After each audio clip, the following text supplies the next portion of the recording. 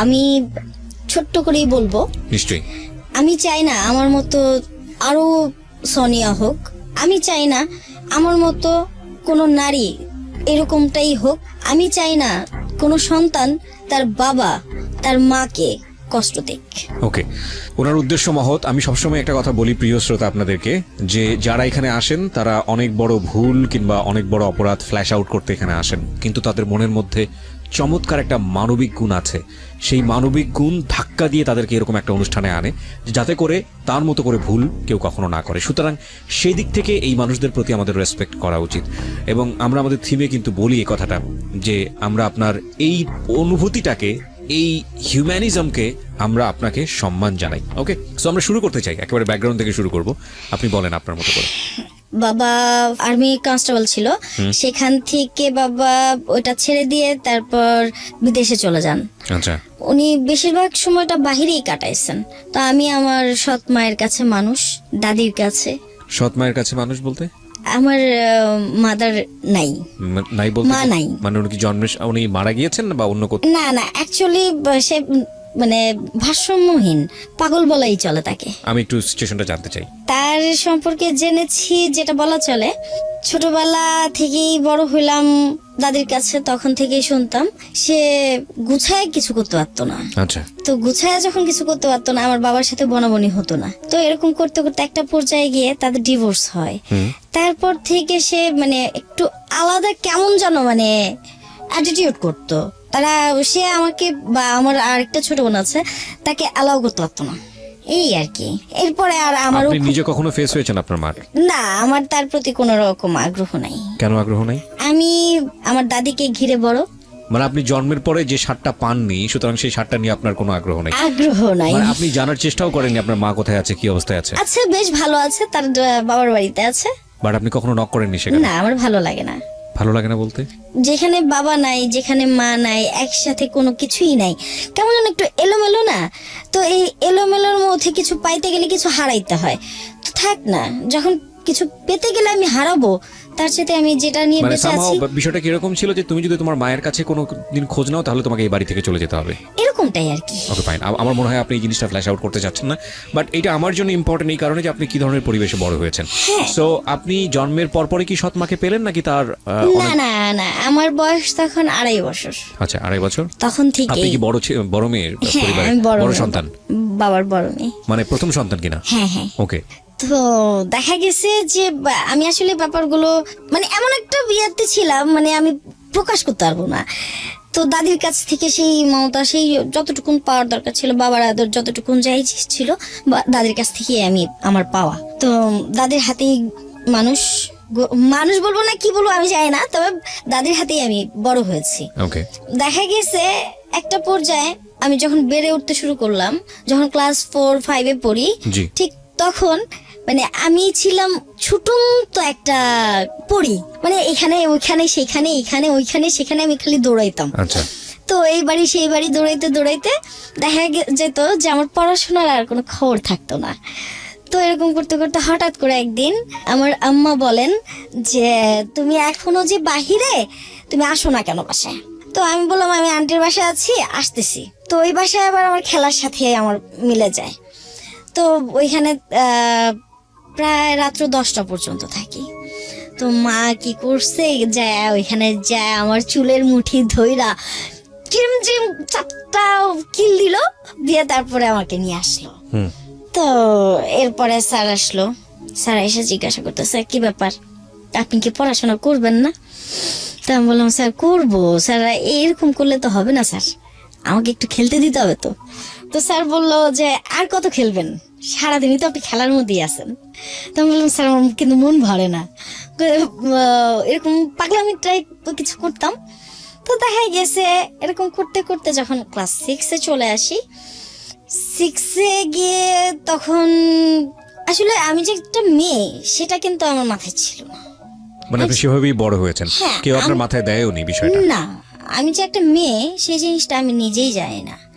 দেখা গেছে বাবার শার্ট পরতাম, বাবার লুঙ্গি পরতাম, পরে আলনার পেছনে গিয়ে চুপ করে বসে থাকতাম। তো খুঁজতো ও কই। তো দেখা গেছে যে যখন পাইতো পায়া বলতো দেখছো ওর বাপের শার্ট পরে বসে আছে। তা আমি এরকমটাই করতাম। দেখা গেছে একটা পর্যায়ে আমি আমার বাবারে প্রচুর ভালোবাসতাম।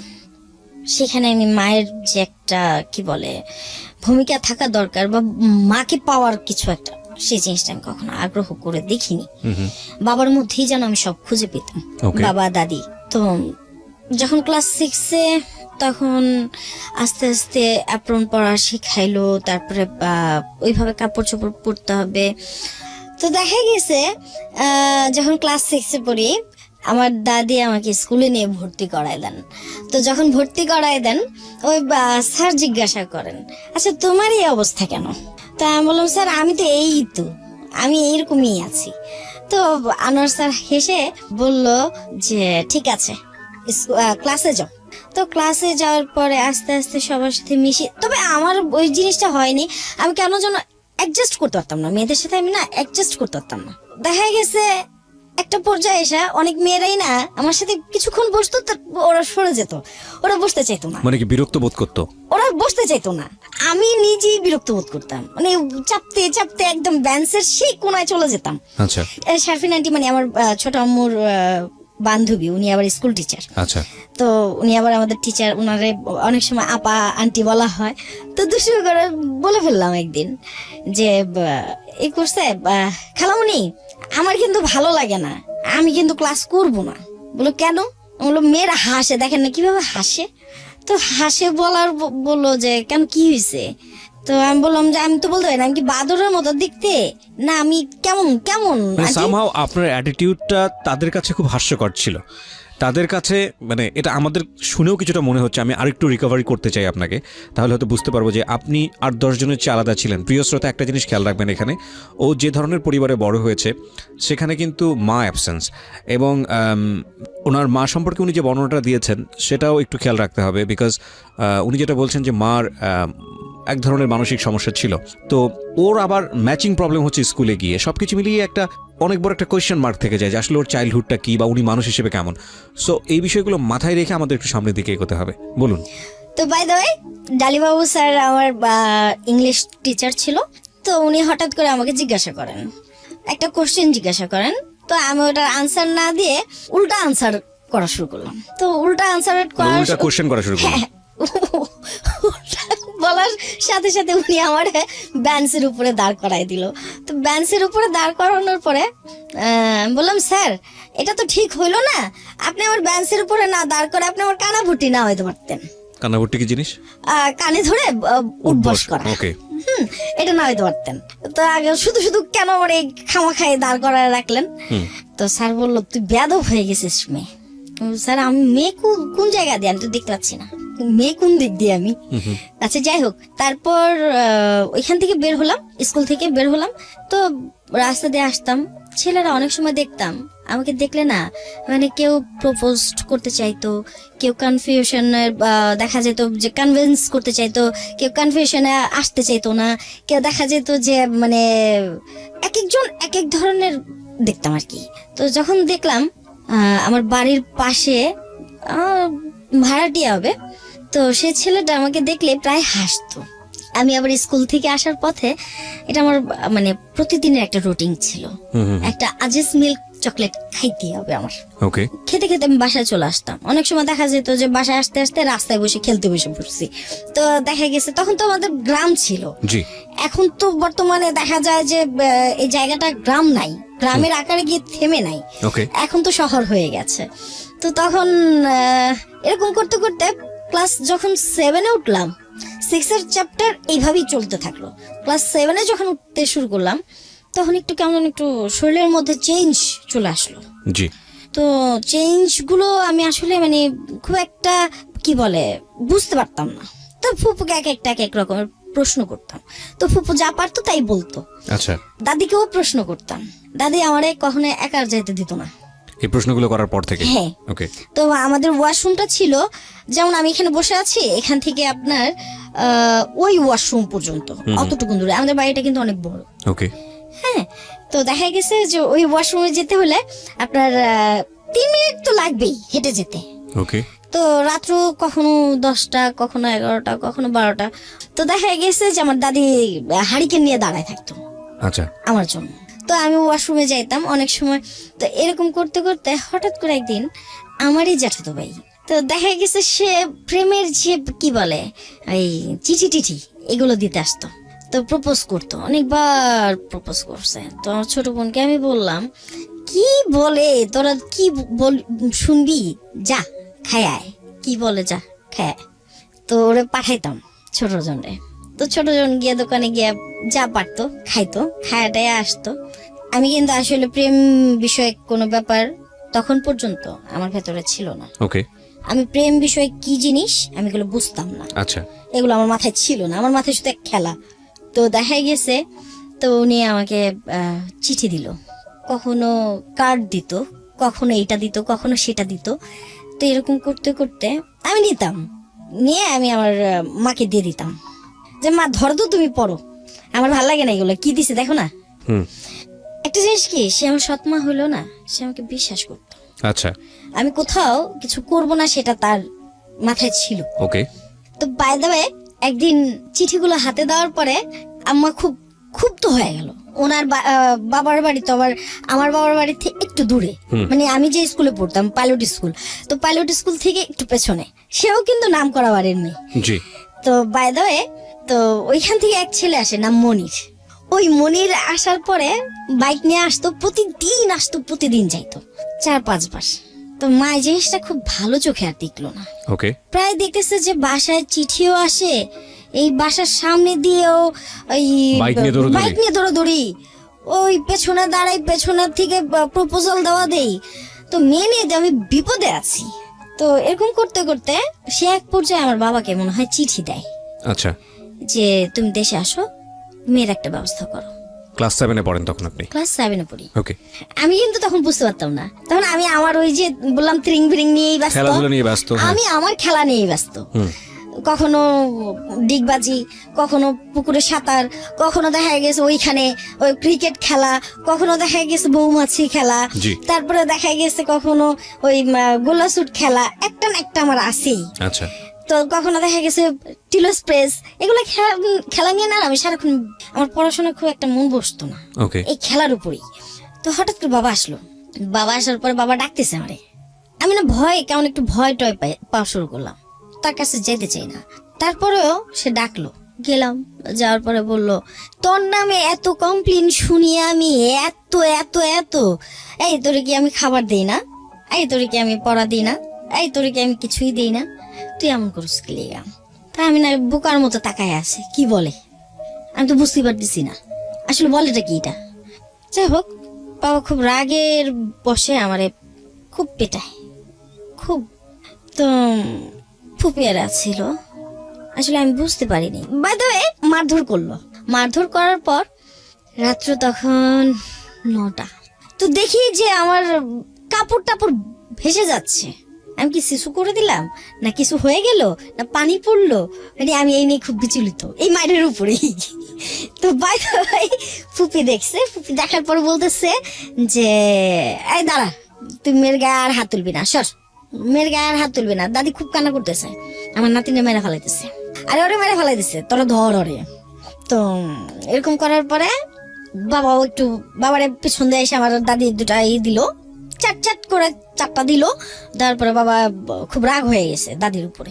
হ্যাঁ, তোমার লেগে আমি মেয়ে শাসন করতে পারি না, তোমার লেগে আমি মেয়ে কিছু করতে পারি না, তুমি খালি দাও। পরে আচ্ছা ঠিক আছে, তোর কিছু করা লাগবে না, তুই বিয়ে দিয়ে দে, এই কথাটা দাদি বললো। তো ততক্ষণে আমি যে কোনোটায় বসেছিলাম সে কোনোটা ভিজা স্যাঁতস্যাঁতে হয়ে গেল। পরে ফুপি দেখে বললো, কি রে কি অবস্থা, এটা এরকম কেন? আমি বললাম, ফুপি বলতোই না তো, মায়ের চোটে কি ফাটায় ফেলাইলো না তো তোমার ভাই আমারই, দেখো তো। পরে ও হাসা দিছে। ফাইন, আমরা বুঝতে পেরেছি বিষয়টা। ওকে, ঠিক আছে। তো এটা নিয়ে কোনো ইস্যু ক্রিয়েট হলো কি, মানে এই যে ঘটনাটা আপনার for the first time in your life? আসলে যখন আমার বাবা ওকে এই জিনিসটা করে, এই জিনিসগুলো আমার ভেতরে আস্তে আস্তে আস্তে আস্তে কেমন যেন একটা, মানে তাদের কাছ থেকে দূরে সরে যাওয়ার একটা কি বলে চেতনা চলে আসে। তাদের কাছ থেকে আমি যত দূরে থাকতে তত ভালো লাগবে আমার, হয়তো আমি কিছু করতে পারবো, এরকম আর কি। ওই ঘটনার পরেই মানে হঠাৎ করে মানে ওই থাকা অবস্থায়, বাবার দেশে থাকা অবস্থায় আমার বিয়ে টিয়ে সব মানে দেখে টেকে তারা রেডি করে ফেলে। আমি তো বলতেই পারি না কিছু। ওকে। তো পাশের বাড়ি চিনেই তো, আর আমি তো চিনি না, আমাকে বারবার বলা হইতেছে ওই বাড়ির, তো আমি আর চিনি না। আমি বোকার আপনি মতো ক্লাস 7 এ পড়েন তখন ক্লাস 7। ব্যাকগ্রাউন্ডে আছি আমরা, প্রিয় শ্রোতা, আপনারা শুনছেন সিক্রেটস। আজকে এখানে নারায়ণগঞ্জ থেকে এসছে সোনিয়া তার নিজের জীবনের সিক্রেটস নিয়ে। এই ফাঁকে প্রিয় শ্রোতা আপনাদের সবাইকে জানিয়ে রাখছি, ইতিমধ্যেই শুরু হয়েছে রেডিও আম্বার 102.4 FM এ আমার একটি নতুন শো, যে অনুষ্ঠানটির কথা হয়তো বা অনেকেই জানেন, মাইক্রোফোন টেস্টিং 1024, যেখানে বাংলাদেশের ছড়িয়ে ছিটিয়ে থাকা অসম্ভব প্রতিভাবান শিল্পী যারা আছেন, যারা কোথাও কোনো ফ্লোর পান না কিন্তু খুব ভালো গান, তাদের সুযোগ ঘটছে একটা অনুষ্ঠানে একটা এপিসোডে নিজেকে প্রকাশ করবার। আপনি যদি খুব ভালো গান করেন এবং আপনি যদি মনে করেন এই অনুষ্ঠানটিতে আপনি অংশগ্রহণ করবেন, তাহলে এই নাম্বারটিতে ফোন দিতে হবে এবং নাম্বারটিতে ফোন দিয়ে ফোন থেকে আপনি যে নির্দেশনা পাবেন সেই অনুসারে আপনি কাজটি করবেন। ফোন নাম্বারটি হচ্ছে 09611001024। আমি বাংলায় বলছি এবং ধীরে ধীরে বলছি, 09611001024। এই নাম্বারটিতে ফোন দিয়ে আপনি নির্দেশনা অনুসারে আপনি কাজটি করবেন। আর এমনও হতে পারে এই অনুষ্ঠানের মধ্য দিয়ে সারা বাংলাদেশ আপনাকে অন্যভাবে চিনবে। সো অপেক্ষা করছি আপনার কলের। আমরা ছোট্ট একটা বিরতির পর আবারও ফিরছি, আশা করছি আমাদের সাথেই থাকবেন। 2 মিনিটের বিরতি। তো ফুপিয়েরা দেখেন ছেলে, ফুপি দেখেন, ফুপা দেখেন, ফুপা তো ভাইয়েরা দেখেন, বাবা দেখেন কি না আমি তা জানি না, তবে মায়েরা জানেন, নানা বাড়ি এরা সবাই দেখেন, ওনারা সবাই বলেন ছেলে খুব ভালো। গরিব হইলো ছেলে ভালো। তো বাবা চিন্তা করলো যে যদি ছেলে ভালো হয়, গরিব হোক, তাতে কি, আমারটা আমি উঠাই নিব, সমস্যা হবে না। বাবার যেমন এই কনফিডেন্টটা থাকে ভেতরে। আপনার 12ই মার্চ রাতে আনুমানিক 3টার দিকে আমি শুয়েছিলাম। একটা ডিভাইডার প্যান্ট পরানো, গেঞ্জি পরানো, আমার বাবা সবসময় আমাকে প্যান্ট গেঞ্জি পরাইতো। হ্যাঁ, এটা কিন্তু আমাদের এলাকার মানুষগুলো ভালো চোখে দেখতো না। আমার বাবা কিন্তু আমার মামা সৎ মায়ের ভাই, উনি জাপানে ছিলেন, জাপান থেকে আমাকে ড্রেস আইনা পরাইতো। তো দেখা গেছে যে আমার বাবা তো আল্লাহ দিলে কম করতো না আমার জন্য। আমার যেটা পছন্দ হইতো সেটা আমি রাখার পরে তারপরে যাকে খুশি তাকে দিয়ে দিত। বাবা কিন্তু ওই দিকটা খুব ভালো ছিল, কিন্তু সে যে কেউ কিছু বললেই সহ্য করতে পারতো না, ওইটির সাথে সাথে রিয়াকশন নিত। আর আমিও ওরকম ভাবে রয়েছি, কখনোই বলিনি যে আমি প্রেম করে বিয়ে করবো বা এই সেই এক্সেট্রা এক্সেট্রা। ওই সময় আপনি প্রেম কি জিনিস বুঝতেন না, বুঝিও না, আর আমার কোনো পছন্দ নাই। বাবা জিজ্ঞাসা করছে, তোমরা জেনে দইনি, মানে ওই যে আমার ভেতরে একটা জিনিস ঢুকে গেছে। প্রথম কথা হচ্ছে প্রেম কি জিনিস বুঝতেন না, বিয়ে বোঝা তো আরো প্রশ্ন ওঠে না। না, ওই যে আমার ভেতরে ওই জিনিসটা ঢুকে গেছে। আমার দাদি যে বললো যে ওর বিয়ে দিয়ে দে, সব ঠিক হয়ে যাবে। তো আপনি মনে করেছেন বিয়ে দিলে সব ঠিক হয়ে যাবে? হ্যাঁ, বিয়ে দিলেই ঠিক হয়ে যাবে। তো ওই জিনিসটা, ওই যে বাচ্চাদের যে একটা মন থাকে, সেই জিনিসটাই আমার ভেতরে রয়ে গেল। বিয়ে দিল মানে বিয়ে দিয়েছে বরিশালেরই ছেলে, আমাদের এখানে থাকতো। নাম মানে পুরো নামটা আপনি বলতে চাচ্ছেন না? না। ওকে, ঠিক আছে। তো দেখা গেছে যে রাত্র আনুমানিক 3টার দিকে, হ্যাঁ 3টাই হবে আমার মনে হয়। এর মধ্যে এর আগে কিন্তু সন্ধ্যার দিকে বাবারে দেখছি বিরিয়ানি টিরানি কি রান্না করতেছে। তো আমি তো ওই কটা খাইলেই আমার আর কোনো হুঁশ থাকে না, আমি পয়রা ঠুস। তো পয়রা যখন ঠুস হয়ে গেলাম দাদির বিছানায়, আমি দাদির ছাড়া ঘুমাইতে পারতাম না। তো দাদির বিছানায় উহুদ হয়ে শুয়ে আছি। আমার ফুফাতো ভাই আমাকে এসে বলতেছে, এই ওঠ, তুই কি ব্যাপার, কি হয়েছে, তুই হঠাৎ তো চুস্কি লিগা? তো ভাইয়া বলতেছে যে এই তুই এখনো তুই করা কথা মারে, দাদা বল। কিসের দাদা বলবো তোরে আমি, বলেন কি হয়েছে? তোর বাবা ডাকে। তো গেলাম, জি বাবা, জি আব্বু। তার সামনে যাওয়ার পরে বললো, তোর ফুপু কি বলে শোন। তো ফুপি বললো যে ঠিক আছে, হাত মুখ ধুয়ে আয়, তোরে দেখতে আসবো। রাত্রেবেলা আমার কি দেখবো? হ্যাঁ, রাত্রেবেলাই দেখবো। তাই এমন করে কথাটা বললো। আচ্ছা ঠিক আছে, আমি হাত মুখ মুড়াইতে বাথরুমে গেলাম। পেছনে দেখি 2-4টা আমার পেছনে, ভাই পেছনে, ওই পেছনে, সেই পেছনে। আজকে হঠাৎ করে আমার পেছনে এত মানুষ কেন, যে মেয়ের কোনো খবর নাই। চেক, ওয়াশরুম থেকে বেরোইলাম। ভাই আবার কানে কানে বলতেছে, তুই যেন পালাইতে না পারস। আরে এটি কি কয়, আমি কিলিকা পালাম। পরে ওই বাড়ি থেকে লোকজন আসে, তাই আমি দেখে বাবুর মা এখানে কিলিকা। দাদির দিছে, এই বাবুর মা এনে কে, বিটি হেনে কে বুটকি তার বিটি। মানে আপনি জানতেন না আপনার কার সঙ্গে বিয়ে ঠিক হয়েছে? ওকে। আমি আমাকে বলতেছে কিন্তু আমি কিন্তু গেস করতে পারছি না। হুম। তো যাই হোক আমি যখন বললাম এই বেটি হেনেকে, তো এই বেটি হেনেকে কহর পরে আমার দাদি বলছে চুপ থাক, আরে তুই চুপ থাক, তুই পেঁচাল পারিস না, তুই চুপ থাক। সবাই মোটামুটি আমার দেখে বলতেছে মানে কেমন আছে, যেমন আমি বান্দরখানায় থেকে ইয়ের কাছে চলে আসলো আর কি, মানে সবার কাছে যেমন কেমন জানি একটা গুছায় উঠতে পারতেছি না আর কি। মানে এমন একটা পরিস্থিতি আমি নিজেই যেন কেমন জানি হয়ে গেছি। এর মধ্যে কাজী টাজিও রেডি, কাজী টাজি আসছে, আমারে বলতেছে যে তুমি সাইন করো। আমিও দিয়ে দিলাম সাইন, আমি আর প্রশ্ন করি নাই। পরে তাকায় রয়েছি আমি যখন তাকায় রয়েছি আমার ফুপুর দিকে, তখন আমার ফুপু বললো যে বাবারে তোর বিয়ে দিয়ে দিলাম। সাইন করার পরে? সাইন করার পরে তোর বাবা তোর বিয়ে দিয়ে দিল। ওকে। ওই ডিভাইডার প্যান্ট, ওই গেঞ্জি পরানো, খালি আমার উপরে ওই আমার ফুফাতো বোনের জামাই একটা শাড়ি আনছিল, ওই শাড়িটা মানে উপরে মানে কোন রকম অ্যাপ্রনের মতো দেয়া আর কি, শাড়ি পরারও সুযোগ নেই।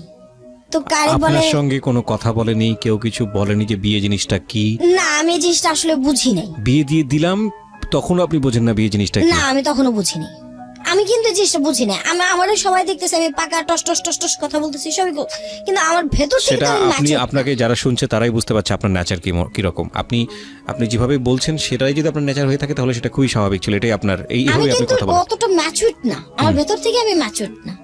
যখন আমাকে দিয়ে দেওয়া হলো, ওই ছেলেটা দেখলাম ও আমার সালাম করতে পাঠাইলো, সালাম দিয়ে আসো। তো সালাম দিয়ে আসার পরে আমার বাবা তো হুৎমাদ করে চিৎকার, কি করলাম আমি পাগল নিয়ে কি করলাম। বাই দ্য ওয়ে, আমি ওইখান থেকে ফিরে আসার পথে ওই লোকটা দেখলাম কি যেন এমন করে কাছা দিয়ে উঠা পুঠা দৌড় দিল। ওই লোকটা মানে ওই- আপনার হ্যাঁ, হাজবেন্ড? আমি দেখলাম আর কি। আমি আসলে হাজবেন্ড বুঝছি না তখন, আচ্ছা। কিসের হাজবেন্ড আর হাজবেন্ড। তো আমি সালাম দিয়ে কোনো রকম আসলাম আর কি। তা আইসা বাবারে যখন ধরলাম, তখন একটু অনুভূতি হলো যে বাবা যেন কেমন বড় হয়ে গেল, একটা অনুভূতি চলে আসলো আমার ভিতরে। তো বাবা আমি যখন বাবারে ধরে খুব কান্না করতেছি, কান্না করতে করতে এক পর্যায়ে হ্যাঁ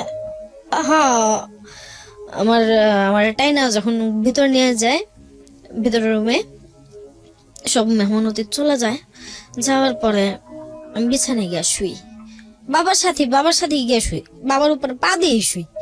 এতটা ম্যাচুরিটি কিন্তু আমার ভিতরে আজও আসেনি। ক্লাস 7-এ পড়েন আপনি তখন? জি। তারপরে যখন বাবার পেঁচায় ধরে শুই, আমার বাবা এক পাশে আম্মা, এক পাশে ছোট বোনেরা। আনুমানিক ভোর 4টা থেকে 4:30 এরকম 5টা এরকম বাবা উঠা গেল। তারপরে তার কাপড় চোপড় পরা সবকিছু নিয়ে সে রওনা দিব। ঠিক অমন টাইমে সে আমার হাতে কিছু টাকা গুঁজে দিয়ে মাথার মধ্যে এরকম করে একটু দিয়ে বের হয়ে গেল, পাগলে যাই, ভালো থাকিস। তো মারে যে কি ডাইরেকশন দিয়ে গেছে আমি জানি না, আমি বলতে পারবো না। আমি আমার ভাবে দিন যাপন করতে শুরু করি। ঠিক নেক্সট মানে সপ্তাহে তারা আবার আসে। তো আসার পরে তাদেরকে খাওয়া দাওয়া করানো হয়। খাওয়া দাওয়া করানোর পরে ছেলে আমাদের বাসায় থাকে কিছুটা সময়। আসলে সৎ মাই থাকে। মা কিন্তু মধুর ডাক। আমি নিজেও একজন মা। আমি বুঝি আমার সন্তানের গায়ে আঘাত লাগলে আমি পাগল হয়ে যাই। আমার কেমন লাগে সেটা আমি জানি।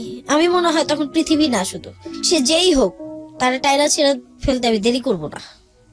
আসলে এটা শুধু মানুষের না, এটা প্রত্যেকটা প্রাণীর মধ্যে আল্লাহ এই জিনিসটা দিয়ে দিয়েছেন। এবং যারা অবুঝ প্রাণী তারাও দেখবেন যে তাদের সন্তানের দিকে যদি আপনি অন্যরকম কোনো কিছু করেন, তারা আপনার দিকে তেড়ে আসে। এটা সৃষ্টিকর্তার দেওয়া অদ্ভুত এক জিনিস। এটা আপনি ঠিকই বলেছেন, কিন্তু আপনি সৎমার প্রসঙ্গে কিছু একটা বলতে চাচ্ছিলেন। হ্যাঁ, তো যাই হোক, সে আমাকে বললো জোরপূর্বক কি আমি বেরোবো, এর মধ্যে আমার বেরোতে দিচ্ছে না। আপনার ওই মা? ঘরে যা। আপনার মা? হ্যাঁ। তো বলতেছে ওই ঘরে যা। আমি পরে রাগ হয়ে গেলাম। ওই ঘরে মানে যে ঘরে আপনার হাজবেন্ড? হ্যাঁ, ওকে। রাগ হয়ে গেলাম, এক তরফ রাগই হয়ে গেলাম। রাগ হয়ে তারা অনেকগুলো উল্টাপাল্টা কথা বলছি আমি সৎমাকে? অনেকগুলো উল্টাপাল্টা কথা বলছি আমি। তো তার বোন ছিল, এখন সে পরের দিন চলে যাবে। তার মানে ইচ্ছাই হয়েছে তার সে পরের দিন বাবার বাড়ি চলে যাবে। থাকি তো বাসায় আমি, দাদি, ছোট বোন। ওকে। তা আমরা 2 বোনই থাকি বাসায়। আর কোনো ভাই বোন ছিল না? না। ওকে। সৎ তো- মায়ের কোনো ভাই বোন ছিল হ্যাঁ না? আছে। তো উনি একটু এই পাইলেই না তার বাবার বাড়ি চলে যায়। কাছাকাছি ছিল বোধহয়। হ্যাঁ। তো যাই হোক, ফ্রিজে খাবার টাবার ছিল, তো ওই টাইমটা আমার খুব ক্ষুধা লাগছে, খাবো, সেজন্য কেমন একটা আর চোখে আমার নাই করলো, সেটা আমি বুঝতে পারছি। কে না করলো? আম্মা কেমন একটা আর চোখে সে নাই করলো আমারে। তো ঠিক আছে, ভালো কথা, খেলাম না, ধরলাম না, কি হইলো? কিছুই হইলো না। তখন আমি এইভাবে চলা শুরু করলাম। তো দাদির কাছে গিয়ে ওই বিড়ালের বাচ্চা যেরকম মুড়া টোড়া ভিতরে ঢুকে, ঠিক এরকম বিড়ালের বাচ্চার মতো মুড়া টোড়া দাদির পেটের মধ্যেই ঢুকা শুরু করলাম। পরে দাদি একতরফ কান্নাই করছে। পরে আমার কটা খাবার এনে দিছে, আমি খাবারটা খাইছি। খাওয়ার পরে শুয়েছি। আমি কিন্তু বুঝতেও পারিনি এগুলো। ওই লোকটা তারপরে এই যে আস্তে আস্তে আসা শুরু করলো আপনাদের বাড়িতে? আমাদের বাড়িতে। তো হঠাৎ একদিন বয়সের ডিফারেন্স কত ছিল আপনার সঙ্গে?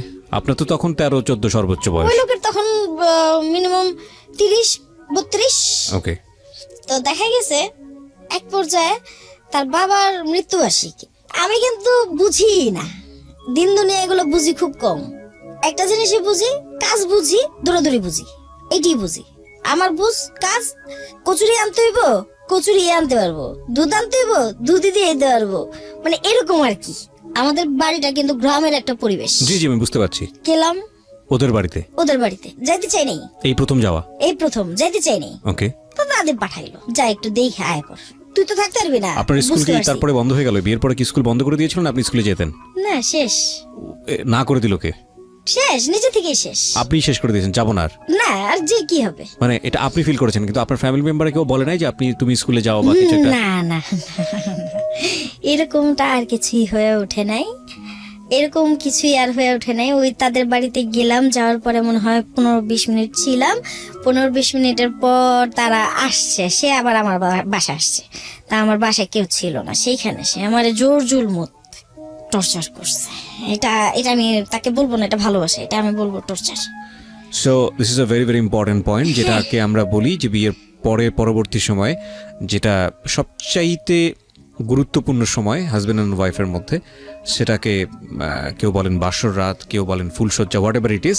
এবং এটা ওনার জায়গা থেকে হচ্ছে এটা একটা টর্চার ছিল, মানে it's one kind of rape. আমি জানি না, যদি সামাজিকতার জায়গা থেকে যাই তাহলে এটা একটা অনৈতিক কাজ হয়েছে, মানে বিয়ের ব্যাপারটা আমি বলছি। দ্বিতীয়ত যদি বলি যে আইনত যদি যাই তাহলে তো এটা আইনত একেবারেই অবৈধ কাজ।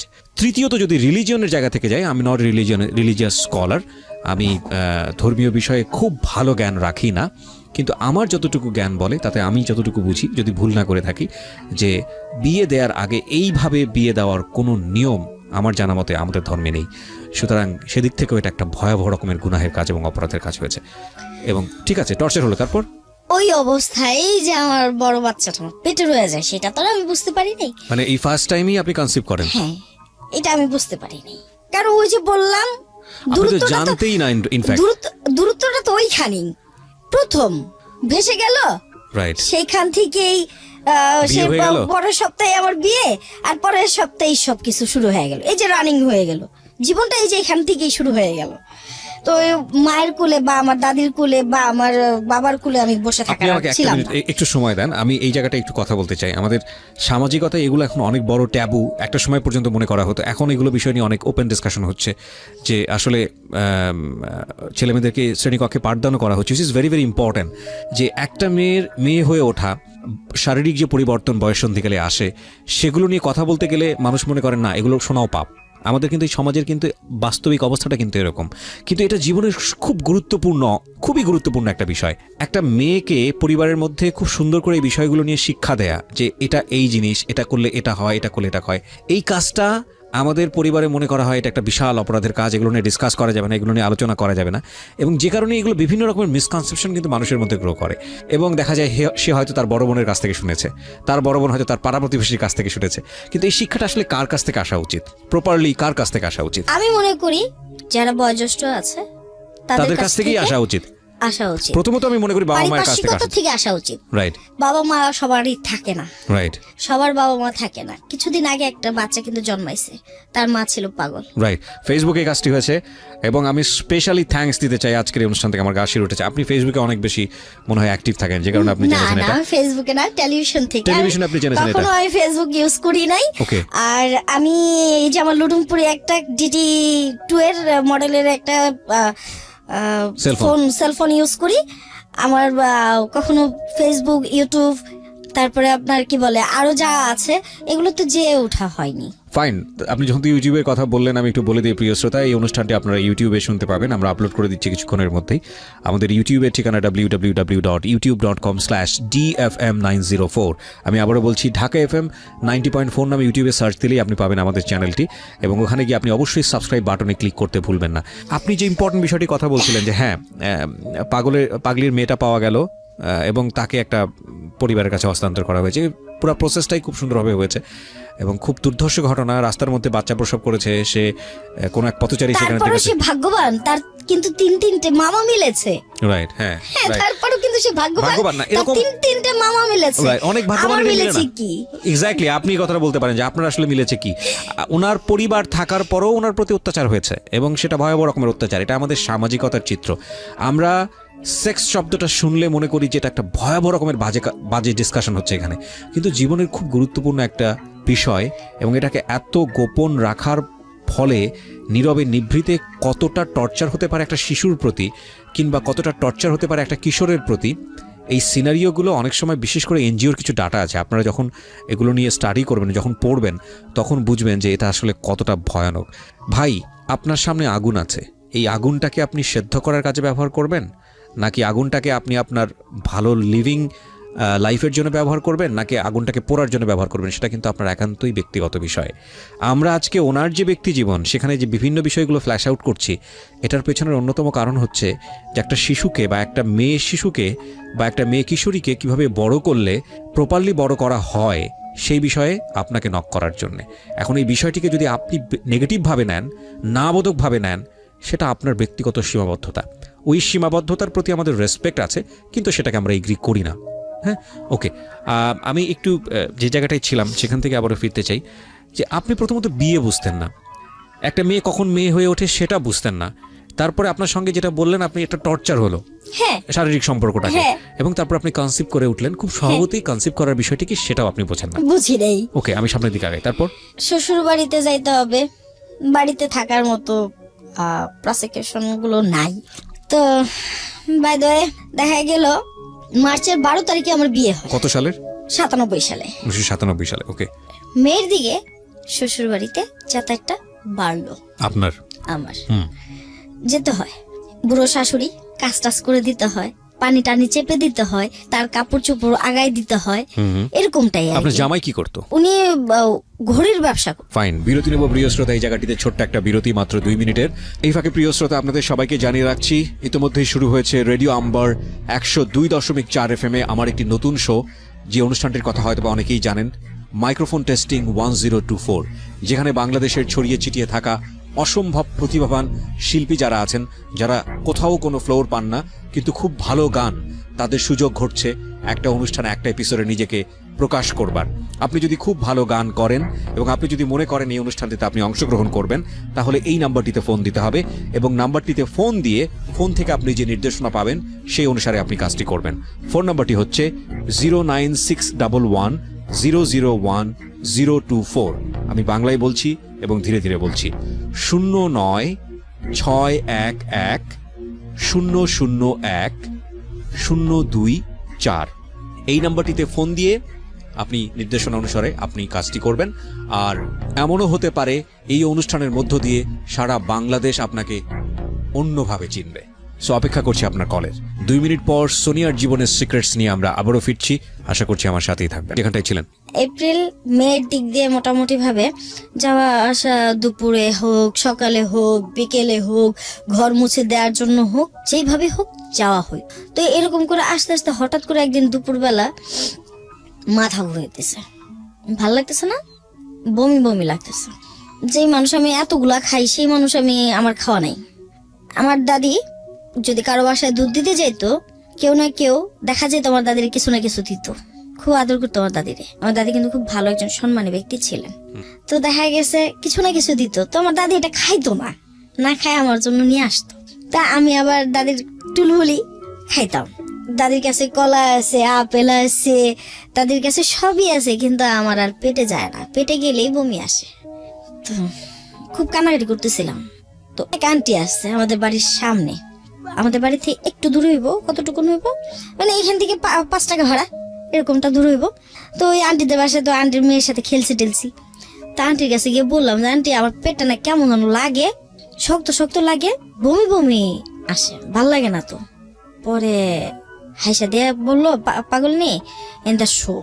তো শুইলাম মতো, পরে উনি একটু চেক আপ কি করলো না করলো পরে বললো আর কি। পরে ওই অবস্থায় মাথা চুলকাইতে আমার মাথা খালি এরকম নিজেরটা নিজে পিটাইতেছি। কি কি বলে এরা, কি বলে কি আসলে ব্যাপারটা, বাচ্চা ধারণ করা, বিয়ে হইলে যে স্বামীর সাথে থাকতেই হবে, স্বামীর সাথে এটাই করতে হবে, বুকের এখান দিয়ে যে কষ বেরোবে চুলকাবে, এগুলা কিন্তু আমার ভেতর মানে একটা কেমন যেন একটা অমানসিক একটা নির্যাতন শুরু হয়ে গেল, যেগুলো কি আমি কিন্তু কাউকে খুলে বলতে পারতেছি না। তো অনেক সময় দেখা গেছে আমার কিন্তু ওরকম রিয়েল যে একজন কাছের বান্ধবী থাকা, তার সাথে কিছু শেয়ার করা, এরকম কিছু ছিল না। হাই হ্যালো কেমন আছো, যাই ভালো আছি রে, মানে দৌড়ের উপরে এইভাবেই চলছে আমার জীবন। তো বড় ছেলেটা দুনিয়াতে আসার আগ মুহূর্ত পর্যন্ত বাবা আসলো দেশে। বাবা ওইখান থেকে আসলো, আসার পরে জিজ্ঞাসা করলো কিরে তোর জামাই কি করে, কি আসে ওই বিষয় এই সেই। তো আমি আবার বললাম কি করবো, যেটা করার করে, তুমি কত কৌগা, আমি যখন কথাটা ছুড়ে দিলাম তুমি কত কৌগা, তো আমার ভালো লাগতেছে না কত কইতে। পরের দিন আমি ওই দিন গেলাম, গিয়া বাবারে বলা গেলাম গা। পরে রাত্রেবেলা বাবা আবার ডাকাইছে, ছোট বোনের পাঠাইছে, তুই আর গিয়া লই আয়গা, আর আইতে দিব না, চুপ করে লই আয়। তো ওই দিন আবার বাবা খাসির বিরিয়ানি পাকাইছিল, আমার খুব ফেভারিট। আমি এগুলো পাইলে না আমার আর কিছু লাগে না। তো খাই তো বছরে 6 মাসে একদিন বাবা দেশে আসলে, এরপরে তো আমরা চোখে দেখি না।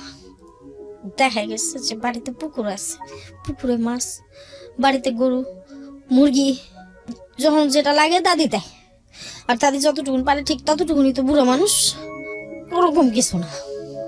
পরে জ্ঞানী এলো এই পেটটা নিয়ে, রাত্রিবেলা আসলাম, আসার পরে বাবা বলতেছে যে কিরে তুই একলা আইসস না, তোর কেউ লগে আইছে? আমাকে প্যাং লগে আইছে। প্যাং লগে আইছে? আমাকে এটা বুঝছস বালা? আমাকে এটা বুঝছি বালা। তাহলে চুপ করে খা। ওই মহিলারে মানে আমার শাশুড়ি খাবারটা দিল। পরে বাবা একটু দুষ্টুমি করলো,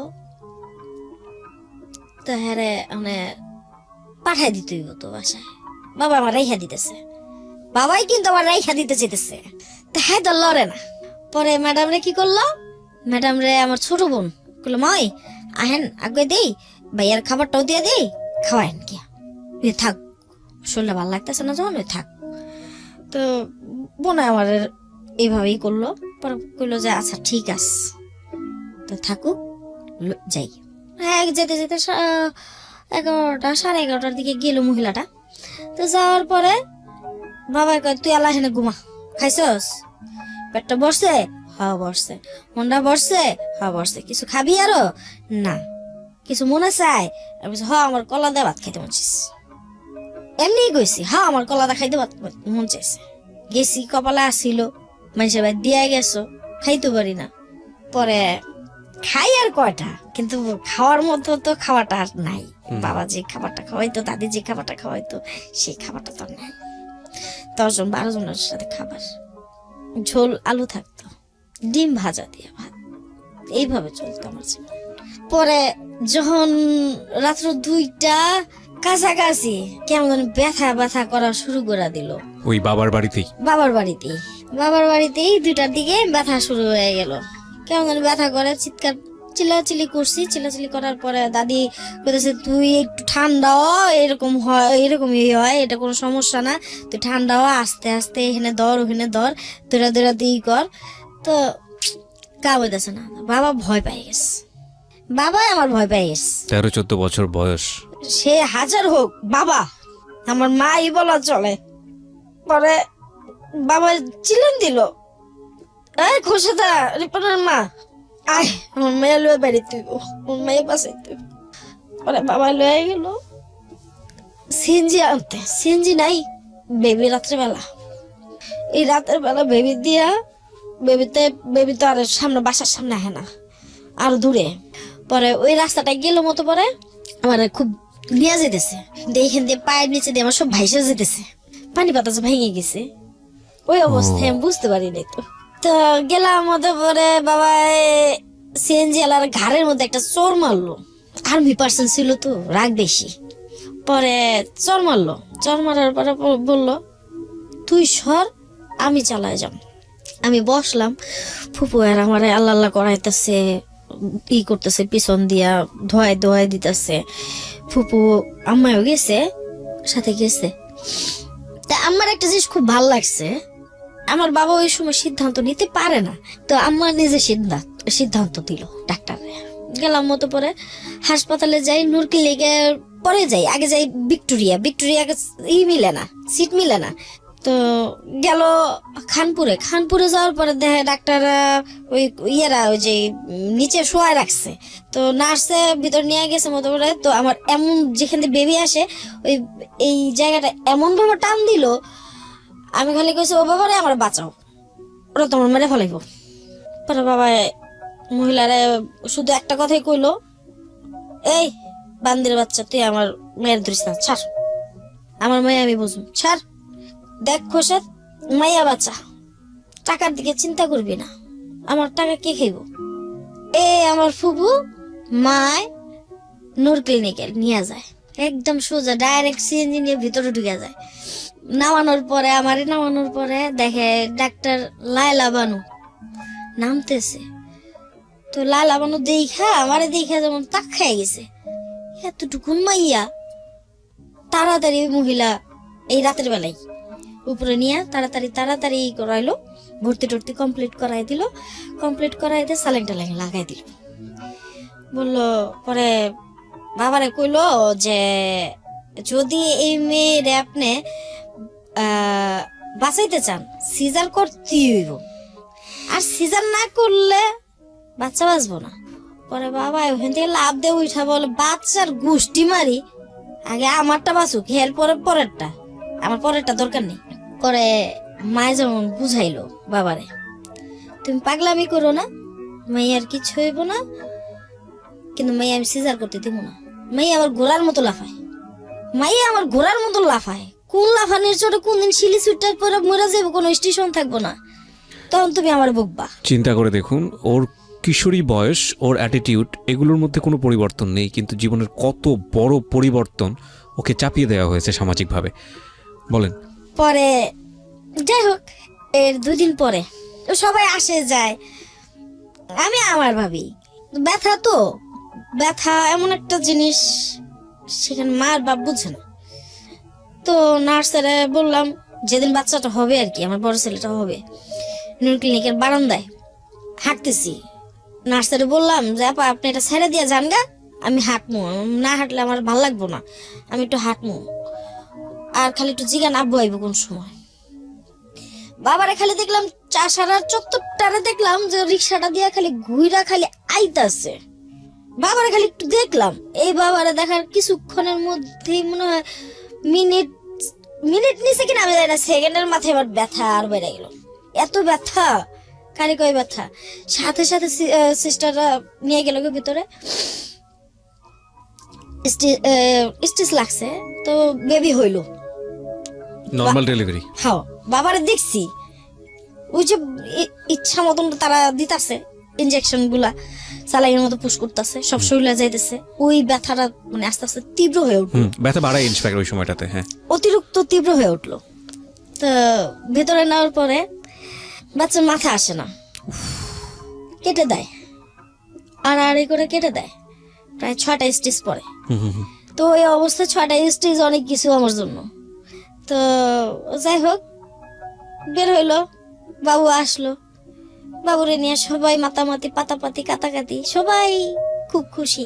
আপনার খোঁজ নাই, আমার খোঁজ নাই। This is the another important point. আজকের এই যে সিক্রেটসের যতক্ষণ পর্যন্ত আছি, মানে আমার বলতে ইচ্ছে করছে this is one of the best story ever in my entire radio career life.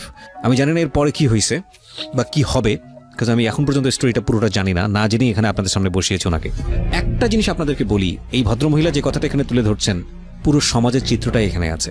দেখুন, এই বিষয়টা নিয়ে আমরা কখনোই কোনো সামাজিক সচেতনতার জায়গায় কোনো কথা বলি না। সেটা হচ্ছে বাচ্চা হয়ে যাওয়ার পরে এই যে বাচ্চা নিয়ে দৌড়াদৌড়ি শুরু হয়, বাচ্চার মায়ের দিকে কনসেন্ট্রেশন অনেক কমে যায়।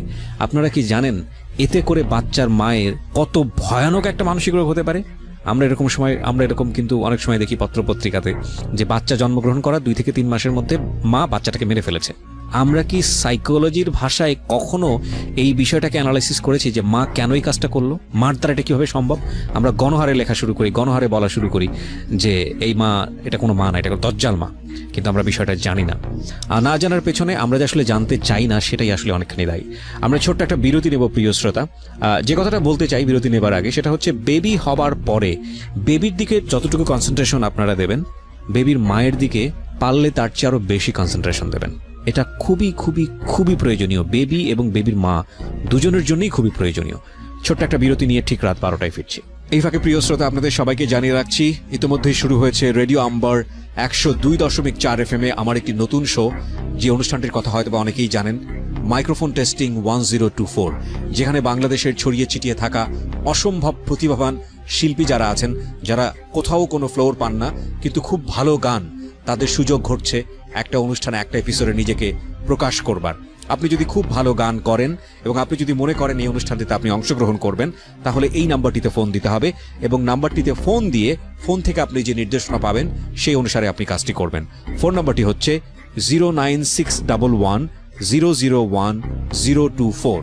আমি বাংলায় বলছি এবং ধীরে ধীরে বলছি, 096101001024। এই নাম্বারটিতে ফোন দিয়ে আপনি নির্দেশনা অনুসারে আপনি কাজটি করবেন। আর এমনও হতে পারে এই অনুষ্ঠানের মধ্য দিয়ে সারা বাংলাদেশ আপনাকে অন্যভাবে চিনবে। সো অপেক্ষা করছি আপনার কলের। ছোট্ট একটা বিরতি নিয়ে ঠিক রাত 12টায় ফিরছি। আমার শুধু বললো যে আমি যাই গে, আমার শরীরটা ভালো লাগতেছে না মা, এখন তুই ভালো আছিস, থাক, কালকে লয়ে যাম, কালকে সকালে ইনশাল্লাহ তুই যাবি। আচ্ছা ঠিক আছে বাবা, খালি এতটুকু সান্ত্বনা আমার দিয়েই গেল। বাবার সান্ত্বনা নিয়েই রইলাম। বাকিটা 2 দিন পরে ছাড়ার কথা ছিল, পরের দিনই ছাড়াই নিয়ে এসে পড়ছে। মাই আমি বাসায় নিয়ে ট্রিটমেন্ট করবো, সমস্যা হবে না। পরে এখন বাচ্চা খালি কান্দে, পেটের ব্যথায় যে কান্দে সেটা তো আর বুঝতে পারিনি। সবাই চেক টেক দিতেছে, ওর জেঠিরে ওরা চেক দিতেছে, কিন্তু বাচ্চা তো খালি কান্দে। বাচ্চার তো কান্দা বন্ধ হয় না। বাবা তো এই এটার ফেককে হালা, আমার ঘুমাইতে দেয় না। কোন বাবা? মানে বাচ্চা? আমার বাবা। ও আচ্ছা আচ্ছা। আমার বাবা কইতেছে এটার ফেককে ভালা, নালে ডাক্তার কাছে লয়ে যা, আমি ঘুমাইতে পারতাছি না, আমি রাত পয়লা আবার প্লেনে চড়ুম, আমার এখন ভাল লাগে না। হ্যাঁ মেয়েটারে কি করলাম, মানে হ্যাঁ যে ও যে সেও কিন্তু আমার বিয়ে দিয়ে সেও মানসিক চাপ মুখে পড়ে গেল। ওকে, সে যে সুস্থ ছিল তা কিন্তু না, সেও মানসিক রোগী হয়ে যেতেছে। ওই যে টেনশন ভেতরে, কি করলাম। পরে বাচ্চাটারে ডাক্তার কাছে নিয়ে গেল, সে ভালোই হইল। কিন্তু এই বাচ্চাটার পেছনে একটা কেমন একটা যেন মায়া আমার ভেতরে চলে আসলো, আমার বড় ছেলেটার প্রতি একটা মায়া চলে আসলো। এটা আপনি মানে আগে কখনো অনুভব করেন না? আমি যে বিলের বাচ্চা, কুত্তার বাচ্চা পালতাম, মুরগির বাচ্চা, হাঁসের বাচ্চা পালতাম, ওর বুকের ভিতরে নিতাম, ঠিক এরকমই করতাম। তো হঠাৎ করে না ওর প্রতি আমার একটা মায়া চলে আসে। তো মায়া আসার পরে এই ছেলেটারে আমি টাইম টু টাইম, কারো কথা শুনি না, টাইম টু টাইম করার চেষ্টা করি। তো একটা পর্যায়ে গিয়া আমার বাবা যখন দেশের বাইরে, আমার বাচ্চাটার বয়স তখন 13 মাস, তার বয়স 13 মাস বয়সে সে একটা ওই কি বলে ফুড পয়জনে ভোগা শুরু করলো। ছেলেটা এখানে বসে দাঁড়ায় পায়খানাটা করলে একদম ওই মাথা চলে যেত, জায়গাটা সাদা হয়ে যেত। তোমার ছেলেটারে নিয়ে ডাক্তার কাছে যাইতে হবে। ভাই যখন যাইতে হবে তখন এই লোকটা ছিল কই, বাচ্চার বাবা ছিল কই? সে কিন্তু চাকরির টানে, তার পেটের টানে, তার গোষ্ঠীর টানে সে কাজে গেছে। তার তো এত বড় এত মানুষ কই? আমার বাচ্চাটার তো ডাক্তার কাছে নিয়ে গেল না তো। আমার দাদির কাছে তো আমি দৌড়াই গেলাম বিকেল বেলা, সারাদিন অপেক্ষা করে, কেউ একটু ফিরেও তাকায় না। যখন আমার দাদি কাছে দৌড়াই গেলাম, দাদিকে আমার টাকা নাই, টাকা লাগবে তো, এটা তো এই অবস্থা, আমি এখন এটা কি করুম, ও দাদি মরে যাবো তো। তো এই যখন এই কথা বলতেছে, আমার দাদি কিন্তু আমার দিকে তাকায় রয়েছে যে যাও যে মায়ের মার কাছে টাকা পাবো, ওইখানে টাকা পাবো তোদের টাকাগুলো কারেকশন করার জন্য। আচ্ছা, তো ওইখান থেকে টাকাগুলো কারেকশন করলাম। তো কারেকশন করার পরে দৌড়ায় এসে কাপড়টা কোনো রকম পাল্টাইলাম। আমি কাপড় পরলে এই মাথা থেকে পরলে ওই মাথা খুলে পড়ে যেত। সি মানে আপনারা চোখের সামনে দেখতে পাচ্ছেন, আমি তোকে দেখতে পাচ্ছি, ইনফ্যাক্ট ওর বলার স্টাইলের জায়গা থেকে ওকে দেখতে পাচ্ছি যে ছোট্ট একটা মানুষ যার নিজের কাপড় চোপড়ে ঠিক নেই, তার পেটে মানে সে একটা বাচ্চা বড় করছে, তার বয়স আবার 1 বছর 3 মাস। চিন্তা করে দেখুন। হ্যাঁ বলেন। তো কাপড় এইখানে বাচ্চারা লইতে গেলে ওইখানে পড়ে যেত। তা আমাদের এলাকায় তো দুষ্ট লোকের অনেক অভাব নাই, ওরা না শরীরের দিকে তাকায় থাকতো, এটা তো আমি বুঝতে পারতাম না। তা আমি তো আমার দোষ, কে কোন দিকে তাকাইলো এগুলো সময় আছে, এগুলো কি বুঝতাম নাকি, এত বুঝতে আমার ছিল না। আমার বুঝতে হয়েছে ইমিডিয়েটলি 2013 দিক দিয়ে 12-13 দিক দিয়ে আমার বুঝ হয়েছে। মানে আমি যে এতটা বুঝি, এতটা জ্ঞান রাখি, 2012 আর 13-তে গিয়ে আমি নিজেকে নিজে রিয়ালাইজ করে পেয়ে গেছি। আচ্ছা যাই হোক, তারপর ছেলেটারে নিয়ে ডাক্তারের কাছে যাব। আমার কাপড় এখান থেকে এই পর্যন্ত খুলে গেছে, পেটিকোটটা দেখা যাইতেছে। জিজ্ঞাসা করলাম বড় ভাসুরে, দাদা পোলা তো পায়খানা করতেছে, ওখানে পোলাটারে বাঁচানো লাগবো না, একটা ব্যবস্থা করে দেন, চাই না লয়ে যান। লোকটা ফিরেও তাকাইলো না, বসি বানতেছে। আমি জানি না আমার ছেলেরা কি শুনবে কিনা, যদি আমার ছেলেরা শুনে থেকে থাকে। বাবারা আমি তোমাদের পেছনে অনেক শ্রম দিছি, অনেক ঘাম দিছি, মা কখনোই নষ্ট কোনো কাজে ছিলাম না, মা কখনো নষ্ট কিছু করি নাই। মা অপরাধ যদি তোমাদের কাছে অপরাধী হয়ে থেকে থাকি, বাবা আমি মাপ চাই তোমাদের কাছে, ক্ষমা প্রার্থী। যদি তোমাদের মনে চায় মাকে ক্ষমা করবা তো করো, আর যদি না মনে চায় প্লিজ মার পরিচয়টা তোমাদের জীবন থেকে মুছে দিও। আমি চাই না আমার জন্য তোমরা কষ্ট পাও। পরক্ষণে যখন খুব পায়খানা করতেছে, প্রচুর পায়খানা করতেছে, ওই দাদির ওই টাকাটা নিয়ে আমার এই জালের ভাইয়ের বউ ওনারের সাথে খুব কানাকাটি করার পরে উনি নিয়ে গেল। উনি আসলো, ওনারে নিয়ে ট্রেনে বসলাম। ট্রেনে বসার পরে আমার কাপড়গুলো কিন্তু এইখান থেকে এই মাথা থেকে ওই মাথা, এই মাথা থেকে সেই মাথা ভিজতেছেই। শুধু বাকি আছে আমার আঁচলটা, যে আঁচলটা দিয়ে আমি আমার ছেলেটারে ঢাইকা রাখছি, দুধ খাওয়াইতেছি ট্রেনে বসেই। আমার ননাশা ছিল, উনি আবার ওই ঢাকায় কই জানি চাকরি করে, অভদ্র মহিলা। এই মহিলায় কি করলো, ট্রেনের মধ্যে ও দেখতে শুনতে খুব সুন্দর টুন্দর আর কি। তো বললাম যে আপা একটু নিয়ে যাইতে হইব। তুই নিয়ে যা, আমি ইঞ্জেকশন দিয়ে আইছি, এখন আমি পারুম না। অথচ তারই ভাতিজা কতখানি তারা আমার ওই বয়সে নির্মমতা দেখাইছে। রাত্র তখন 11টা, মালিবাগে এসে ডাক্তার দেখাই। ডাক্তারের পায়ে গিয়ে ধরি, স্যার যদি আপনি না বাঁচান তাহলে আমি আর বলতে পারবো না, আমার বলার আর ভাষা নেই। লোকটা খুব দয়া হইলো, আমার দিকে তাকায় মনে হইলো যে না, বাচ্চাটাকে কিছু একটা করে দেওয়া উচিত। সে ওইখানে বার্লি টার্লি স্যালাইন ট্যালাইন যা লাগলো সে দিল। তার হাতে 500 টাকা গুঁজে দিলাম, দিয়ে ওইখান থেকে রিক্সাটা নিলাম। দেখলাম না আমার ছেলেটা একটু ভালো হয়েছে, একটু ইমপ্রুভ হয়েছে। যখন ইমপ্রুভ দেখলাম যে না ঠিক আছে, তখনই তারা নিয়ে বেরোইতেছে। তখন বৃষ্টি, অজোর জোর বৃষ্টি।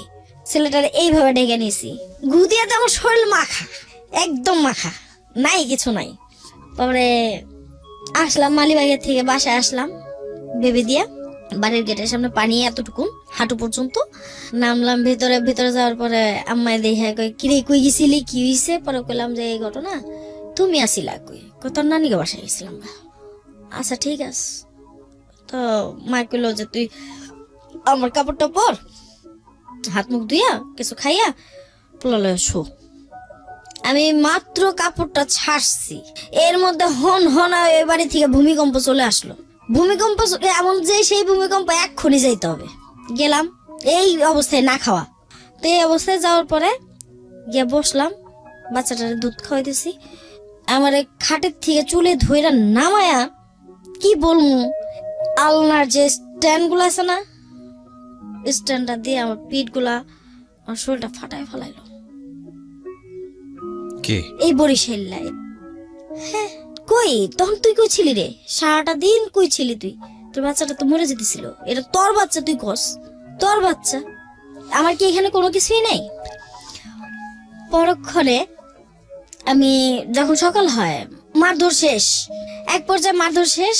রাত্রে ওই খাটের ওই কোনায় গিয়ে শুয়ে থাকি, আমার কেউ ধরে না। আমার যেভাবে মারে ওই বাড়িতে, একটা মানুষ আমার ধরে না। ইস্যুটা কি, মারলো কেন আপনাকে?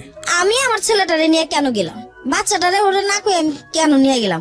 তখন আমার সেলফোন ছিল না, তখন তো আমার কোনো চিঠি লেখার কোনো ব্যবস্থা ছিল না, তখন আমি কারো বলার ছিল না। আমি তো তোর ভাইরে বলে গেছি, তুই তো আমার জিজ্ঞাসা করলি না কেন কি করলাম, খামা খায় এসে এই কাজটা করলো আমারে। পরে বাচ্চারে নিয়ে শুয়ে রইলাম। সকালবেলা উইঠা বাচ্চাটারে দুধ খাওয়াইতেছি আর বারান্দা বইসা চুপ করে রয়েছি। পরে আমার ফুপু দেখছে, ফুপু আসছে, কিরে তুই বড় সুস্কে কি হয়েছে? পোলার মা এমন কয়া কি হয়েছে? পোলার মা কই তোমার ফুপু আর কি দুষ্টুমি করে। আমার ফুপু কিন্তু আমার ফুফাতো ভাইয়ের জন্য নিতে চাইছিল, তাও পাগলামি করে দেখে নেয়নি। তো যাই হোক, ফুপুর মুখের দিকে তাকাইতে দেরি, আমার চোখ তার পানি পড়তে দেরি না। যখন আমার চোখটা পানি পড়ে গেছে তখন ফুপু বুঝছে যে না, আজকে তো কিছু হয়েছে, মেয়েরা কিছু করছে। পরে পিছন দিয়ে এসে দেহে আমার এই মাথা থেকে এই মাথা ফাটা। পরে বকছে আমার ফুপু, বাবুর মা এরকম করে তো এই মেয়ের এর লিগে তো বিয়া দেয় নাই, তোমরা কেমনে এই কামটা করলাম? আর বাপে হলে তো তোমাকে ফাইরা লাইব ঠাই। কম নির্যাতন করে নাই এই বরিশালার আমারে, কম নির্যাতন করে নাই, অনেক নির্যাতন করছে, অনেক অনেক, যে কল্পনার বাহিরে। আমার মতন মেয়েরে দিয়ারা থালা বাসন ধুয়েও ভাত খেয়েছে, ঘর মুছেও ভাত খেয়েছে, মশলা ফেসে ভাত খেয়েছে। অনেক সময় গিয়ে পাতিলে ভাত পাইছে, অনেক সময় গিয়ে পাতিলে ভাত পাইনি। কিসের মধ্যে আমার বাবা আমারে দিল। পরে যাক এভাবে চলতে লাগলো। ওই লোকটা আসলে কি বলবো, কেমন জানো, ওর কোনো একটা মানুষের প্রত্যেকটা মানুষের স্যাম্পেথিক থাকতেই পারে, একটা মানুষের একটাই থাকতেই পারে না। ওর স্যাম্পেথিকটা কখন দেখতে পেলাম গিয়ে আমি, যখন এটা হলো আপনার 2005-এর ঘটনা, মনে হয় 2005-4-এর দিকের ঘটনা, 5-4 সামহাও, আমার সঠিক এই মুহূর্তে খেয়াল নাই। তখন সে কি বিভীষিকা কান্না, মানে অনেক কিন্তু চড়াই উতরে গেছে এর মধ্যে দিয়ে। আমার বাসা আলাদা হইলো, শ্বশুরবাড়ি থেকে একদম আলাদা হইলাম। আলাদা হওয়ার পরে সেখানে বন্ধু বান্ধব আসা শুরু করলো। তারপরে সে বাসা ভাড়া দিতে পারে না ঠিক মতো। তারপরে কি বলে, বাচ্চাদের খাবারটাও ঠিক মতো দিতে পারে না। এক পর্যায়ে একটা কষ্টই গেছে, একটা ভূমিকম্পই গেছে আমার উপর দিয়ে, যখন চাকরিটা চলে গেল লোকটার। চাকরিটা চলে যাওয়ার পরে তখন আর ঘরে খাবার টাবার ছিল না। তো কান্নাকাটি করে বাবার বাড়ির থেকে, তখন ছোট জন পেটে, বাবার বাড়ি থেকে 1.5 লক্ষ টাকা আনলাম। 1,40,000 টাকা ওরে দেওয়া হইলো, আর 10,000 টাকা দিয়ে আমার একটা ফ্রিজ কিনে দিব। কারণ আমি মানুষের বাড়িতে যাই, দূরে দূরে মানুষের বাড়িতে যাই। তো এটা যেমন আমার নিজের কাছেও খারাপ লাগে, আমার বাড়ির যে অবস্থান সেখান থেকে এটা কেমন জানো, মানে লোকজন কেমন চোখে যেন দেখে। তো যাই হোক, আল্লাহর কি কৃপা, ছেলেটা হওয়ার জন্য আরো 10,000 টাকা আম্মা দিল। আপনি যে জায়গাটায় আছেন, গল্পের জায়গাটা এখন এরকম যে আপনারা দুজন আলাদা থাকেন, আপনার হাজব্যান্ড তার চাকরি চলে গেছে, খুব ক্রিটিক্যাল একটা মোমেন্টের মধ্যে আপনারা আছেন। তখন আপনার সংসারে কয়জন ছেলে মেয়ে? আমার এক ছেলে পেটে, এক ছেলে দুনিয়াতে। ও তখন আরেকটা ছেলে আসে। ওকে, তো ওই সময় আপনারা ফাইট করছেন? হ্যাঁ, ওই সময় আমরা জীবনের সাথে ফাইট করতেছি। ওকে, তো যখন খাবার টাবার নাই ঘরে, ও মারে গিয়ে ফোন দিয়ে বললাম যে ঘরে খাবার তো নাই, আর কি করুম, একটা ব্যবস্থা করাতো। পরে মা এলো, আইসা কিছু খাবার টাবার দিয়ে গেল। এখন হেন দিয়া ঘরের ভিতরে ঠান্ডার দিন, শীতের লেপ নাই ভাই। তো যখন ল্যাপ নাই, ওই মানুষটা থাকে কিসের মধ্যে, তো যখন মারে বললাম মা একটা ল্যাপ দিয়ে যাইও, তখন মায় কি করলো, মা ল্যাপটা দেখায় লই এলো।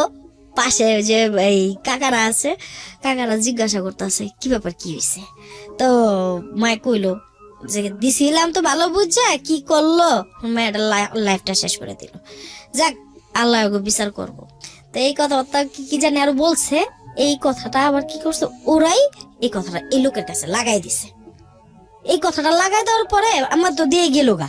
পরের দিন আবার আমার এই যে আমার পায়ে দাগ, আজও দাগ, এইখানে ফিরি দিয়ে বাড়ি, রক্তে ভাইসা গেল আমার সব। মানে আপনার গায়ে হাত তুলতো, র্যান্ডমলি হাত তুলতো প্রচুর। শুধু হাত তুলা সে শান্ত তা না, সে কোনোদিন বলতে পারবো না যে আমার একটা ভালো একটা কাপড় পরাই দেখছে, বলতে পারবো না। এটা তার আচরণ ছিল রুডলি আচরণ আমার সাথে, মানে এমন কিছুই জানে না ভাব। কিন্তু কিছু কথা যে বলতো, যে কথা বললে মানুষ আত্মহত্যা করবো, তো সেটাই বললাম যে দেখেন, আপনারা যখন এটা শুনবেন বা জানবেন, আরো যারা আছেন আমাদের দেশের মানুষ যারা আছেন বা আমাদের আশেপাশে যারা আছেন, যারা দুষ্ট লোকগুলো আমার সাথে দুষ্টুমি করার অনেক চেষ্টা করছেন, যারা আমার খারাপ বানানোর জন্য অনেক চেষ্টা করছেন, অনেক প্রচেষ্টা করছেন, তাদের তো সব বিফল, তাই না? তারা আপনারা আসলে কিছুই লুটে নিতে পারেননি। কিন্তু ঘটনা হয়েছে কি, আমি এটা শিকার হয়েছি, আমি কিন্তু এটা শিকার হয়েছি। আপনারাও কিন্তু শিকার এটার হইেন না। আমারও শিকার করছেন, আপনারা শিকার হইেন না। আমার ক্ষতি হয়েছে, আপনার মেয়েদের যেন ক্ষতি না হয়। আমরা ব্যাকগ্রাউন্ডে আছি, ইনফ্যাক্ট কখনোই সিক্রেটস এর ব্যাকগ্রাউন্ড এত বড় হয় না। আজকে সিক্রেটস এর ব্যাকগ্রাউন্ডটা অনেক বড় হয়েছে এবং আজকে আমার কেন জানি বলতে ইচ্ছে করছে যে এই গল্পটা যতক্ষণ সময় লাগে চলুক, আমাদের সময়ের একটা সীমাবদ্ধতা আছে আমরা জানি, তারপর আমি চেষ্টা করব কন্টিনিউ করার জন্য। ওকে, যেখানটায় আমি ছিলাম কন্টিনিউ চলছে এরকম। তো এরকম যখন কন্টিনিউ হইতে শুরু করলো, আমার ছেলেও কিন্তু মোটামুটি ছোটজন হাঁপুড় দেওয়া শুরু করলো আস্তে আস্তে। যখন হাঁপুড় দেওয়া শুরু করলো, আস্তে আস্তে হাঁটা শুরু করলো, ধরেন এই পর্যন্তই হাঁটা শুরু করলো। হাঁটা শুরু করার পর দিয়ে আমার কাছে আর ভালোই লাগলো না, যে আমার আর ভালোই লাগলো না। আমি ছোট ছেলেটা হাঁটা শুরু করলো, তখন আমার পাশের এক মহিলা ছিল, খালা বলতাম তারে, সে আমারে বোঝানো শুরু করলো, এইভাবে তো জীবন চলতে পারে না।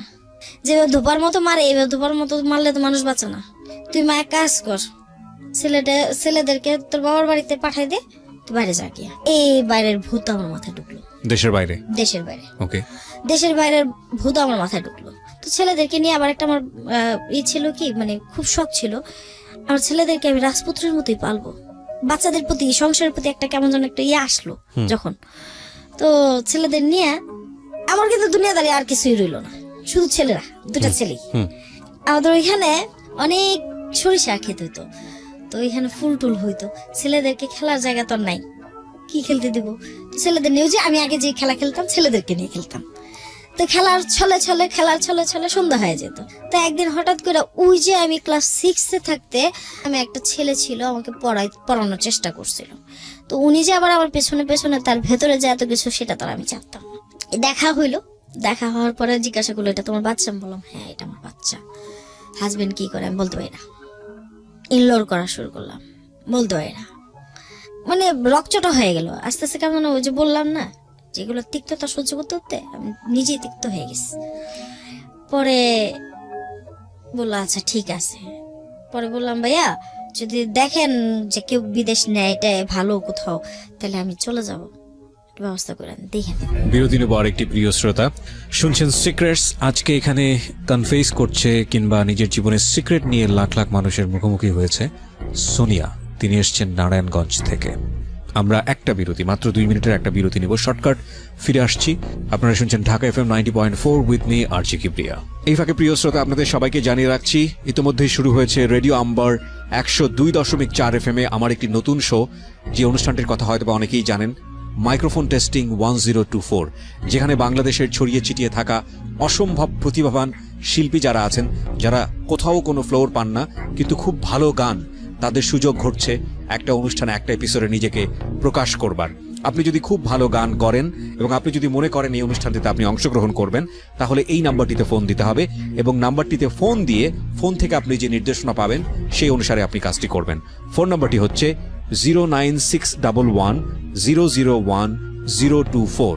আমি বাংলায় বলছি এবং ধীরে ধীরে বলছি, 0961001024। এই নাম্বারটিতে ফোন দিয়ে আপনি নির্দেশনা অনুসারে আপনি কাজটি করবেন। আর এমনও হতে পারে এই অনুষ্ঠানের মধ্য দিয়ে সারা বাংলাদেশ আপনাকে অন্যভাবে চিনবে। সো অপেক্ষা করছি আপনার কলের। আমরা যেখানটায় ছিলাম সেখান থেকে আবারও ফিরতে চাই। আপনি আপনার কোন এক শিক্ষক এক সময়ের, তাকে বললেন যে যদি কেউ বিদেশে পাঠাতে পারে তো সে যেন আপনার জন্য একটু চেষ্টা করে। হ্যাঁ, বলেন তারপর। তো উনি হাসি দিয়ে চলে গেল। আমিও বাচ্চাদের নিয়ে শুনে করে হাঁটতে হাঁটতে হাঁটতে হাঁটতে বাসায় আসলাম। আসার পরে হাতটা মুখ ধুইলাম, খাওয়া দাওয়া করলাম। এর কিছুক্ষণ পরে ওই ভদ্রলোক আসলো। আসার পরে জিজ্ঞাসা করে, কই গেছিলি? এই ভদ্রলোক মানে আপনার হাজবেন্ড? হ্যাঁ, কই গেছিলি? কেন কই গেছিলাম মানে? তুই কই গেছিলি? বাচ্চা নিয়ে হাঁটতে গেছিলাম। কয় না, বাচ্চা লোক তো হাঁটতে যাচ্ছে, তুই কই গেছিলি এটা কো। তা আমি বললাম যে এটা কোনো কথার মধ্যে কথা বললো না, দেখেন আমি কিন্তু এইখানেই ছিলাম। পরে বললো যে না আমি তো অনেকক্ষণ ধরে আসছি, তোর পাইনি বাসায়। আমার পান না, এটা একটা কথা হইলো? কয়, হ। আচ্ছা যাক, সে আর কিছু বলেনি আমার সেদিন, কিচ্ছু বলেনি। পরে আমার ভেতরে একটা ভয়, এই বুঝি সে আমার মারলো, এই বুঝি সে আমার মারলো। আমি আজও কিন্তু ভয় পাই। আপনার গায়ে যে এরকম অত্যাচার করতো, আপনি আপনার বাবাকে এটা জানাতেন না? আপনার ফ্যামিলি কাউকে জানাতেন না? সুযোগ নাই, বাবা দেশের বাইরে, মা তো নাই। মা তো দেখলে বলে যে আচ্ছা ঠিক আছে এরকম না এরকম, কারণ তার উপরে গিয়ে যদি পড়ি। রাইট। আমি তো এগুলো বুঝতেই পারি নাই। ওই যে বললাম যে আমার সেই জ্ঞানটা ছিল না। ফুপুর বাড়িতে যাব, কে কাঠটা রাখে, কে কাঠটা খাওয়ায়, যাই হোক ফরগেট। তারপরে এই যে ভয়, এই ভয়ে ভয়ে ভয়ে ভয়ে হঠাৎ করে বললাম, আমারই এক কাছের এক লোক সেল্লাপারে বললাম, সেল্লাপা এই ঘটনা আর তো পারি না, বাবাও খবর টবর নিতেছে না, ফোন টোন যে দিমু, বেটা তো দেশের বাইরে, কেমনি কি করুম? আবার বাবা শুনলে তো মারতে শুরু করবো। তো এইদিকেও মায়ের, এইদিকেও মাইর, আমার জীবনে এদিকেও মায়ের ওইদিকেও মায়ের, দুজনের দিকে মায়ের। তো এত মায়ের মধ্যে আমি হয়ে গেছি ওই যে ভলিবল খেলে না, ভলিবল হয়ে গেছি। তো এর মধ্যে দিয়ে পাসপোর্ট করতে হবে, টাকা নাই। আমি টাকা দেবো কোত্থেকে, আমার তো টাকা নাই। পরে আমার একটা আংটি ছিল, সেই আংটিটা বিক্রি করলাম, এঙ্গেজমেন্ট আংটি। আচ্ছা, পাসপোর্টটা আপনার জন্য? হ্যাঁ, বিক্রি করলাম, বিক্রি টিক্রি করে দিলাম পাসপোর্ট করার জন্য। সেই সেলিনা আপা, আমি জানি না আমার পূর্ব শত্রুতা কার সাথে আছে, এটা কি আমার বাবার জন্য না আমার দাদার জন্য না আমাদের জন্য? আসলে আমার তো কোনো শত্রু থাকার কথা না, আমি কারোর সাথে তো দুষ্টুমি করি নাই, শত্রুতা আমি করি নাই, কিছু করি নাই। তো সে যেন কি জন্য এই কাজটা করলো আমি জানি না। সে নকল বিয়ের এই সেই বইলা আমারে এই কনভিন্স করলো। সে আমার বললো কেউ জানবে না, কেউ বুঝবে না, সে সম্পূর্ণ কমপ্লিট করলো। তো কমপ্লিট করার পরে সে এক পর্যায়ে গিয়া যাওয়ার কথা বলছে, আচ্ছা পরে।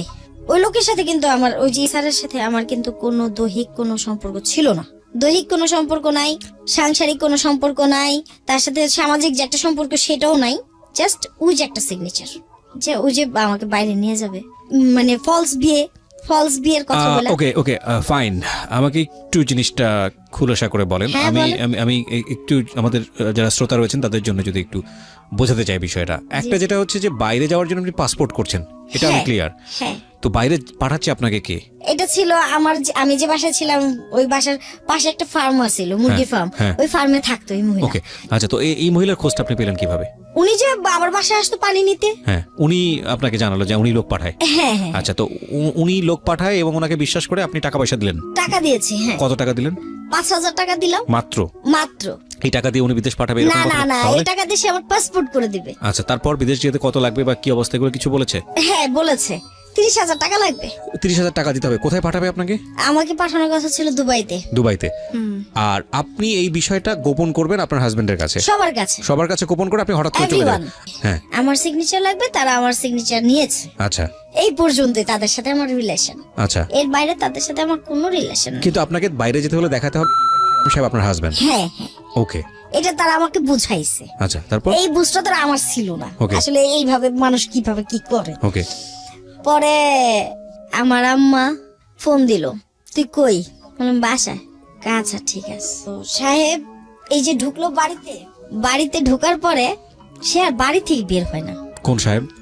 বাচ্চার বাবা। মন ভাব ধরে যেমন ওই যে রোমিও জুলিয়েট আলাদা হইলে যেরকম মজনু লাইলের মজনু এরকম বলে কি ভাবটা একটা ধরে না, ওরকম একটা ভাব দিল। যেমন সে আমার কত চেনা, কত ভালোবাসার মানুষ, কত যে সে আমার ভালোবাসে, আসলে কিন্তু কিছুই না, ঘোড়ার ডিম। পরে যাই হোক 4 দিন সে আমারে কিচ্ছু বলে না, সে বাসা থেকে লড়েও না। কি ব্যাপার, কি হয়েছে? কয় দোকানে যাবো না, শরীরটা ভালো না। আমি দেখতেছি ভালো, দিব্যি সিগারেট খাইতেছে, দিব্যি ভালো আছে, ভালো নাই, তার মানেটা কি? পরে আমার খালা আমাকে জিজ্ঞাসা করে যে বাবা তুমি কি কিছু করছো? ছোট খালা যেটা ওই যে ইয়েতে থাকে, ডিএচএস থাকে, সেটা ফোন করছে মানে, ফোন করে বলতেছে তুমি কি বাবা কিছু করছো? না তো। কয় তুমি কিছু করছো নাকি দেখো তোমার। না আমি কিচ্ছু করিনি। কি হয়েছে? তো সে আর কিছু বললো না, ওর ফোন দিয়ে, হাইয়ের ফোনে তো এইখান দিয়ে যে নিচে নিচে দিয়া আমার সৎ মায়ের সাথে অমুকের সাথে তমুকের সাথে সে একেবারে কনভেন্স করে সব কমপ্লিট করে অস্থির করে ফেলাইছে, তারাও যেগুলো করে ফেলাইছে এগুলো আমি কিচ্ছু চাই না ভাই। আমার হিসাবে এরকম কে কি করলো এটা আমার দেখার বিষয় না, দেখার বিষয় হয়েছে আমি হেনো টর্চারে এত টর্চার আর সহ্য হয় না, আমার যাইতে হবে। আমারটা আমি দাঁড় হয়ে তারপরে আমারটা যা করা লাগে আমি করবো। ওকে, তো বাই দ্য ওয়ে এরকম চিন্তা ভাবনা নিয়ে এই করলাম। হেরা কি সুন্দর করে সব দুনিয়াদারি অস্থির করে লইলো, মানে ভিতরে ভিতরে জেনে গেছে তারা। তার ভিতরে সব খুব কঠিন ভাবে মানে ই নিয়ে বসে আছে, আক্রমণাত্মক অবস্থা নিয়ে আছে আমার সাইজ করবো। আসলে তো কিচ্ছু না, আমার বাবা এলো, আমার বাবারে আমার মায়া নাইলো, তোমার মাইয়া গেল আমি এই কাম করছে, তো বাবা বিশ্বাসের ভিত্তিতেই সে ধানার্দন টিকিট কেটে ধানার্দন দেশে আসার পরে সে আমার ডাকায়। দেশে আসার পর সে 10 মিনিটও দেরি করে নেই, এক্ষুনি ওরা টাকা, এক্ষুনি ওরা আসতে বল যে তোর বাবা যাইতে বলছে। তো গেলাম, যাওয়ার পরে আমার বাবা কি সুন্দর করে আমার ভাষণ দিল, যে ভাষণটি দিল এগুলা শুনলে যে কোনো মেয়ে হয় আত্মহত্যা করবো, না হয় তার পথ সেবাই ছাড়িব। যাই হোক, আনলিমিটেড কিছু কথা ছিল, তার মধ্যে দিয়ে শুধু তার কয়েকটা কথা ভালো লাগছে। বাবা, যদি তারপরেও এই কথাগুলো শোনার পরেও তোমার যদি যাইতে ইচ্ছা করে তুমি এই ছেলের সাথে চলে যাবা, এই এলাকায় আর কখনো আসবা না, তোমার চেহারা যেন না দেখা যায়। তো আমি বললাম যে সবই ঠিক আছে, আমার কি একবার তোমরা কেউ বিশ্বাস করবে না? আমি কোরআনটা ছুঁয়ে বললাম আমি আসলে এইসব ব্যাপারে কিছু জানতাম না, আমি কাউরে বিয়েও করিনি, কারোর শাদী করিনি, কিচ্ছু করিনি, আমি এটা বুঝিই নাই যে আমার ব্ল্যাকমেল করা হয়েছে। পরে ওই ছেলে নাকি আয়সা বলতেছে যে ও যদি আমার কাছে আয়সা পড়ে ওরা আয়সা পড়তে বলেন, আমি ওরা নিমু। বাবা এটা ইনকোয়ারির জন্য যাওয়ার পরে ওই যে কাজী যাকে বলে আর কি, ও হারামি যা পারছে তাই বলছে, যা যেভাবে যা করার দরকার, হয়তো কিছু টাকা পয়সা পাইছে আমি জানি না। তো এরকম করেই তো বাবা আমার নিয়ে গেছে সাথে করে। হ্যাঁ তুই যাস না, এই নাই। আমি বলতেছি যে আমি এটা ব্যাপারটা বুঝতে পারিনি, না বুঝার কারণে এটা হয়ে গেছে, কারণ বিয়ে সাথে তো কখনো করিনি, বুঝবো কোথেকে। বাবা যেভাবে দিছে ওইভাবেই তো যেটা কইছে হেডি করছি। পরে দলেশ্বর যাওয়ার পরে যখন ওই লোকটা বলতেছে আমারে যে আপনি আমার সামনে সাইন করেন নাই, আমি হ্যাঁ আমি আপনার সামনে সাইন করছি, কিন্তু আমি তো আর জানি না এটা বিয়া নাকি, আপনি আমার বলছিলেন যে এটা বিয়া। ঠিক এই মুহূর্তে বাবা আর মা বসা রয়েছে ওইখানে, বাবাই কইতেছে চাওয়া রয়েছে যে মাফ করে দে, বুঝা নেই পোলাপন মানুষ। তো এই কথাটা করার পরে মা কইতেছে যা জামাইতে মাপ চা, আমার মা বলতেছে আর কি, মানে ছোট মাই, যে জামাইতে মাপ চা। তো গেলাম মতো পরে আমি কি বলবো, আমার হয়তো সমগ্র বাংলাদেশ শুনবে, আমি জানি না যে এত বছর সংসার করার পরে এই লোকগুলা এত হারামি, এত পশুত্ব, তাদের ভেতরটা কেমন করে হয়। আমার বুকটার মধ্যে এমন একটা লাথি মারলো, আমি এইখান থেকে প্রায় 1 গজের মতো দূরে ছুড়ে গেলাম। আপনার বাবা মায়ের সামনে? বাবা মায়ের সামনে স্টিল। এই নিয়ে অনেক ধ্যান দরবার হয়েছে, ধ্যান দরবারে হয়তো বা কিছু চাওয়া পাওয়া ছিল, সেটা আমার বাবা পূরণ করে নাই। ঠিক 3 মাসের মাথায় তারপরও আমি আবার চেষ্টা করতে করতে ভাই আমি খুবই ক্লান্ত। 2টা বাচ্চা নিয়ে কোলে নিয়ে কাটার মধ্যে গিয়ে পেঁচায় পড়া যায়, তারপরও গিয়ে স্বামী সংসার করতে চাইছি, রাত্র 12টা 1টা পর্যন্ত গিয়ে সামনে বসে রইছি, তারপর স্বামী সংসার করতে চাইছি, কিন্তু এই লোকের মন গলে নাই। পরক্ষণে গিয়া আপনার ব্যাংকলেনের দিকে যখন বাসাটা নেয়, ওইখানে অনেকেই অনেক ধরনের কথাবার্তা বলতো।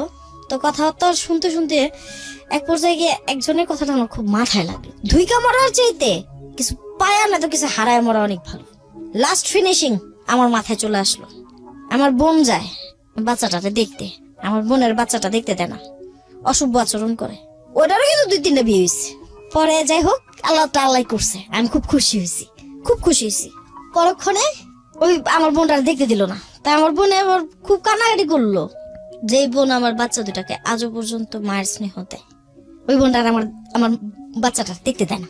পরে আমি বললাম তুই বাসায় যা, আমি ধৈর্যের বাঁধ ভাঙতেছি, আর হবে না, যা হয় এসপার একবার হবে, যা বাসায় যা, তুই কান্দিস না।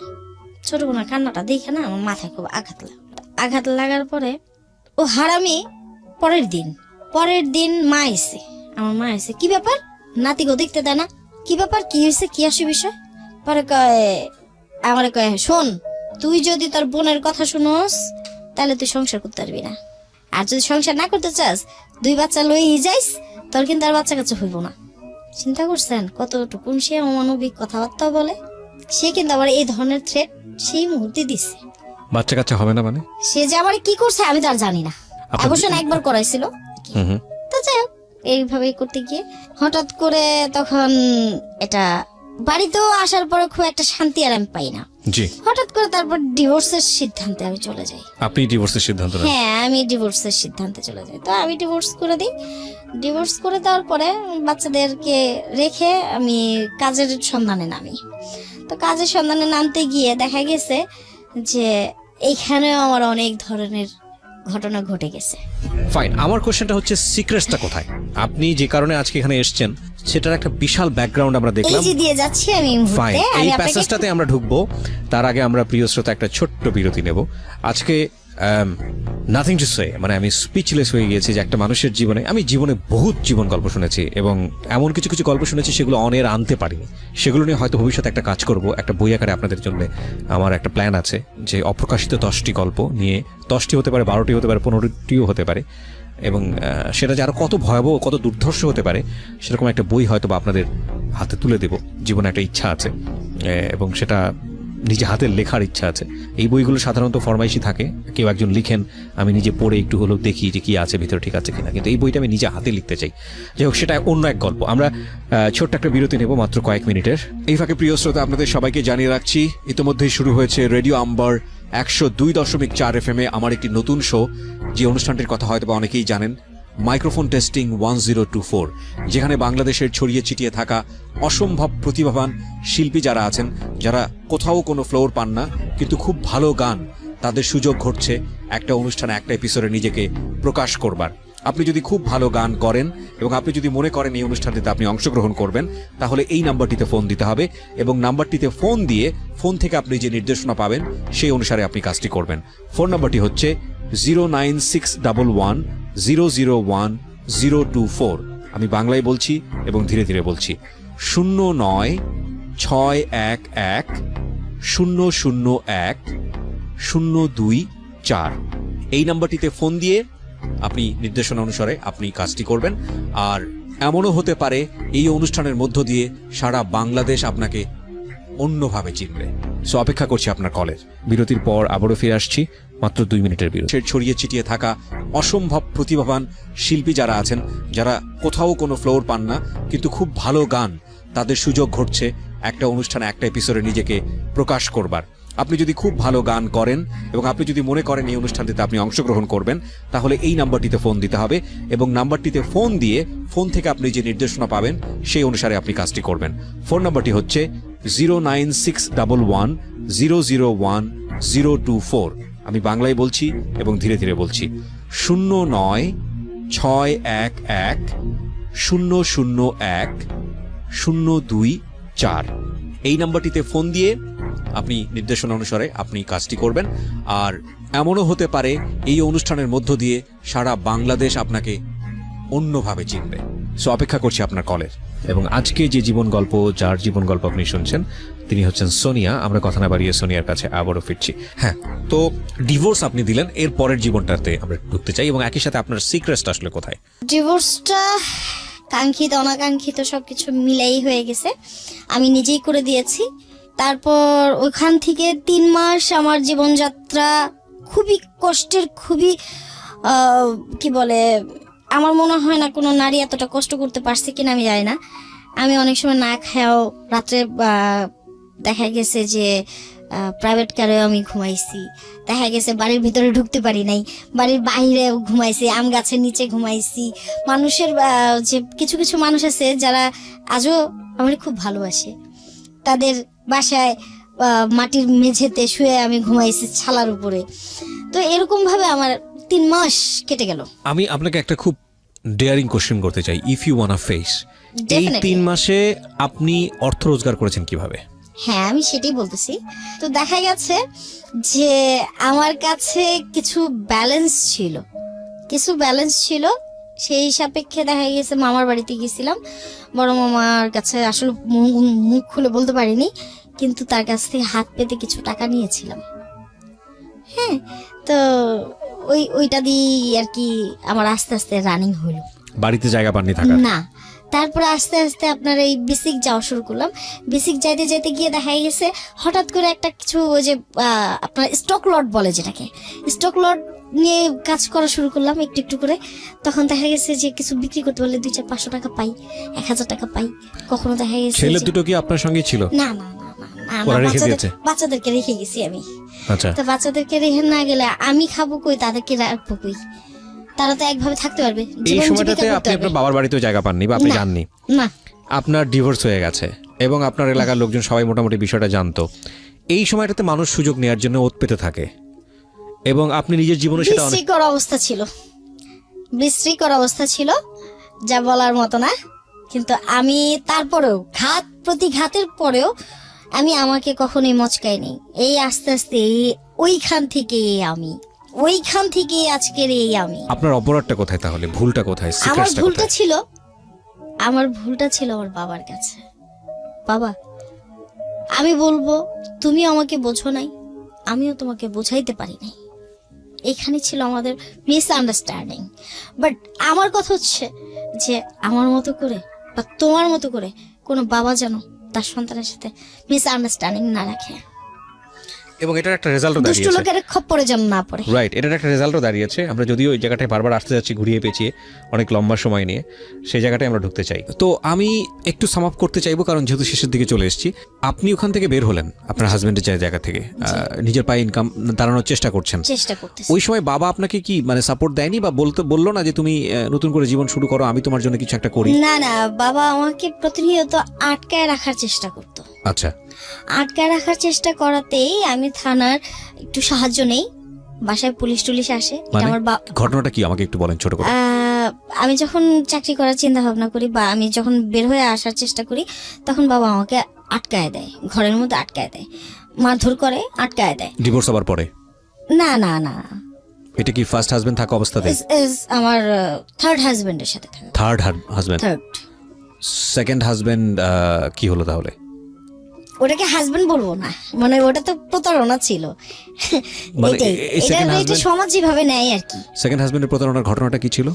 ওই যে ও ওকে, সো এটা তো আসলে হাজবেন্ডই না। না। ফাইন, সো আমি যেটা জানতে চাচ্ছি আর যে দ্বিতীয় হাজবেন্ড বলতে যার সঙ্গে আপনি এখন আছেন। এখন আছি। ফাইন, সো এই জীবনে যাওয়া এটাও নিশ্চয়ই আপনার বাবা জানতো না যে আপনি কাকে বিয়ে করছেন। না না, আপনি নিজের ইচ্ছাতেই বিয়ে করেছেন। এখানেও কিছুই নিশ্চয়ই করার নাই। আমি দেখা গেছে যে যে এত দুষ্ট লোক, এত মানুষের চোখ, আর আমি জানতাম না যে আমি এতটুকু মানে কি বলে সুন্দর বা এত কিছু, এটা আমি জানতাম না। তারা যে আমার পেছু কেন নিত সেটাও আমি জানতাম না। আমি জানতে পারলাম, তো আমার কিছু করার নাই। তো এই সমাজ তো আমাকে ঠিক থাকতে দিচ্ছে না, দিবে না, তো আমি বিয়ে না করে যাবো কোথায়? আমার তো একটা গাছের দরকার, অবলম্বন দরকার। অবলম্বন দরকার। তো আপনি এই লোকটাকে বাঁচলেন কেন? ওকে আমার ভালো লাগছে, হ্যাঁ ওকে আমার ভালো লাগছে। ওর প্রতি আমি আসলে কৃতজ্ঞ যে সে আমার কি বলে কোনো পরিচয় জানে না, সে আমার কিছুই জানতো না।